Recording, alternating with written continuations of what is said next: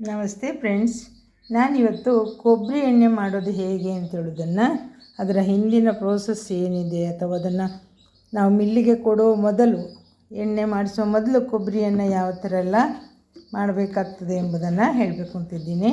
ಇದು ನೋಡಿ ಕೊಬ್ಬರಿ ಎಣ್ಣೆ. ಈಗ ಇದನ್ನು ಮಾಡೋ ಮೊದಲು ನಾವೇನೆಲ್ಲ ಮಾಡ್ತೀವಿ ಅಂತ ಹೇಳ್ತೀನಿ. ಇದು ನೋಡಿ ತೆಂಗಿನಕಾಯಿ. ಇದು ನೀರು ಆರಿದರೆ ಕೊಬ್ಬರಿ ಆಗ್ತದೆ, ಒಣ ಕೊಬ್ಬರಿ ಆಗ್ತದೆ. ಇಲ್ಲ ಅಂದರೆ ಇದನ್ನು ಒಡೆದು ಬಿಟ್ಟು ಬಿಸಿಲಲ್ಲಿಟ್ಟು ನೀರು ಆರಿಸಿ ಚೆನ್ನಾಗಿ 8ರಿಂದ 10 ದಿನ ಒಣಗಿಸ್ಬೇಕು. ನಾನು ಇವತ್ತು ಸುಮಾರು 200 ತೆಂಗಿನಕಾಯಿಯನ್ನು ಒಡೆದಿಟ್ಟಿದ್ದೀನಿ. ನೀವಿಲ್ಲಿ ನೋಡ್ತಾ ಇರ್ಬೋದು, ಇದು ಗೆರಟೆ ಅಂತ ಹೇಳ್ತೀವಿ. ತೆಂಗಿನಕಾಯಿ ಚಿಪ್ಪು ಅಥವಾ ಚಿಪ್ಪಿ ಅಂತ ಹೇಳ್ತೀವಿ ನಾವು, ಕರಟೆ ಅಥವಾ ಗರಟೆ ಅಂತ ಹೇಳ್ತೀವಿ. ಇದು ಒಣ ಕೊಬ್ಬರಿಯ ಗರಟೆ. ಇದು ಎಲ್ಲ ಅಂದರೆ ಗೋಟು ತೆಂಗಿನಕಾಯಿ ಅಥವಾ ಒಣಗಿದ ಕೊಬ್ಬರಿ ಆಗಿತ್ತು. ಸುಮಾರು 200 ತೆಂಗಿನಕಾಯಿ ಇತ್ತು. ಅದನ್ನೆಲ್ಲ ಸುಲಿದು ಒಡೆದು ಒಂದು 8 ದಿವಸ ನಾನು ಬಿಸಿಲಿಗೆ ಇಟ್ಟಿದ್ದೆ. ಈಗ ನೀವು ನೋಡ್ಬೋದು, ಇದು 8 ಬಿಸಿಲಾದ ಕೊಬ್ಬರಿ. ಇದನ್ನು ಈ ಥರ ಸಣ್ಣದಾಗಿ, ಅಂದರೆ ಒಂದು ಭಾಗವನ್ನು 3 ಅಥವಾ 4 ಭಾಗವಾಗಿ ಈ ಥರ ಕತ್ತರಿಸ್ಕೊಳ್ಬೇಕು. ಈಗ ಒಂದಿದ್ರೆ ಇದನ್ನು 6 ಪೀಸ್ ಮಾಡ್ಕೊಳ್ತೇನೆ. ಆ ಥರ ಕಟ್ ಮಾಡಿ ಇದನ್ನು ಮಿಲ್ಲಿಗೆ ಕೊಡ್ತೇವೆ ನಾವು.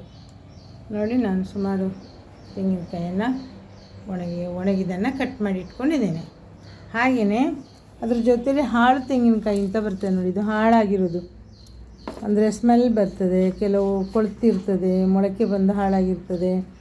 ನೋಡಿ, ಈ ಥರ ಆದದನ್ನೆಲ್ಲ ಬೇರೆ ಇಟ್ಕೊಳ್ಬೇಕಾಗ್ತದೆ. ಈಗ ಇದನ್ನು ಎಲ್ಲವನ್ನು ಸೇರಿಸಿ ಸಂಗ್ರಹಿಸಿ ಒಂದು ಗೋಣಿಗೆ ಹಾಕಿ ಮಿಲ್ಲಿಗೆ ತಗೊಂಡೋಗಿ ಕೊಡ್ತೇವೆ.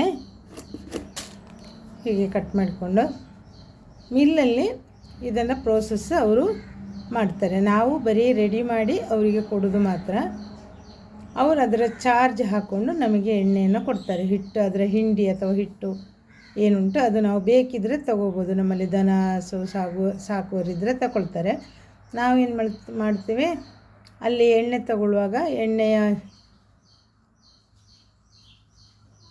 ಎಣ್ಣೆ ಮಾಡುವಾಗ ಎಣ್ಣೆಗೆ ಇಷ್ಟು, ಲೀಟ್ರಿಗೆ ಇಷ್ಟು ಅಂತ ಅವರು ತಗೊಳ್ತಾರೆ. ಅಥವಾ 1 kg ಕೊಬ್ಬರಿಗೆ ಇಷ್ಟು ಮಜೂರಿ ಅಂತ ತಗೊಳ್ತಾರೆ.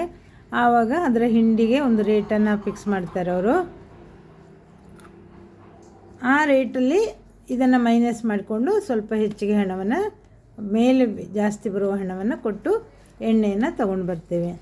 ಇದು ಕೊಬ್ಬರಿ ಎಣ್ಣೆ ಮಾಡುವ ವಿಧಾನ. Thank you watching for my videos. ಹಾಗೆಯೇ ಇದು ನನ್ನ 100ನೇ ವಿಡಿಯೋ ಆಗಿದೆ. ಕೊಬ್ಬರಿ ಎಣ್ಣೆ ಮಾಡುವ ವಿಧಾನದ ಬಗ್ಗೆ ನಿಮಗೆ ತಿಳಿಸ್ಕೊಟ್ಟಿದ್ದೀನಿ. ಇದುವರೆಗೆ ನನಗೆ ಪ್ರೋತ್ಸಾಹಿಸ್ಕೊಂಡು ಬಂದ ನೀವು ಇನ್ನಷ್ಟು ಸಹಕರಿಸಿ ಹಾಗೂ ನನ್ನ ವಿಡಿಯೋವನ್ನು ಹೆಚ್ಚೆಚ್ಚು ನೋಡಿ ಮತ್ತು ಶೇರ್ ಮಾಡಿ ನಿಮ್ಮ ಕಮೆಂಟ್ಗಳನ್ನು ತಿಳಿಸಿ. ಇದುವರೆಗೆ ನನಗೆ ಸಹಕರಿಸಿದ ಸಬ್ಸ್ಕ್ರೈಬರ್ ಆದ ಹಾಗೂ ವ್ಯೂವರ್ಸ್ ಆದ ತಮಗೆಲ್ಲರಿಗೂ ಧನ್ಯವಾದಗಳು ಹಾಗೂ ಹೊಸ ವರ್ಷದ ಶುಭಾಶಯಗಳು. 2026 ನಮಗೆಲ್ಲರಿಗೂ ಒಳ್ಳೆಯದನ್ನು ಮಾಡಲಿ ಅಂತ ಹೇಳ್ತಾ, thank you watching for my video.